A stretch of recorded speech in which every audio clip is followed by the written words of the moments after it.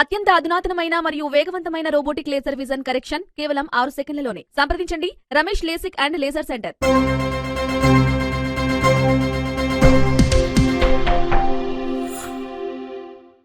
నమస్తే, welcome to Vihari news. మన దేశంలో రైలు ప్రయాణం చేయాలంటే ఖచ్చితంగా టికెట్ తీసుకోవాలి అన్న విషయం అందరికీ తెలిసిందే. టికెట్ లేకుండా ప్రయాణం చేస్తే జరిమానా భారీగా విధిస్తారు.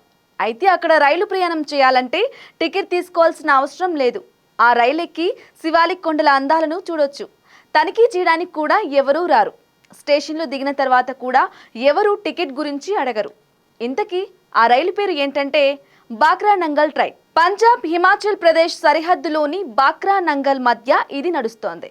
75 సంవత్సరాల నుంచి ప్రజలు ఈ రైలు ఎక్కుతున్నారు.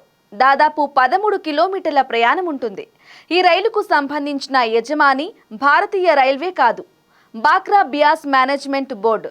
బాక్రానంగల్ డ్యాంకు సంబంధించిన అధికారులు, ఉద్యోగుల రవాణా కోసం దీన్ని వాడుతారు. సాధారణ ప్రజలు కూడా ఉచితంగా ఎక్కొచ్చు. అనేక బాలీవుడ్ సినిమాల్లో కూడా దీన్ని చిత్రీకరించారు. నంగల్ నుంచి సాల్వా మీదుగా బాక్రా డ్యాంకు వెళ్తుంది. మార్గం మధ్యలో సట్లెజ్ నదిని దాటుతుంది. దేశంలోని నలుమూలల నుంచి ఇందులో ప్రయాణించేందుకు, ఇక్కడి అందాలను వీక్షించేందుకు పర్యాటకులు వస్తుంటారు. 1948లో దీన్ని ప్రారంభించారు. అప్పట్లో రోడ్డు మార్గం లేకపోవడంతో రైల్వే లైన్ వేశారు.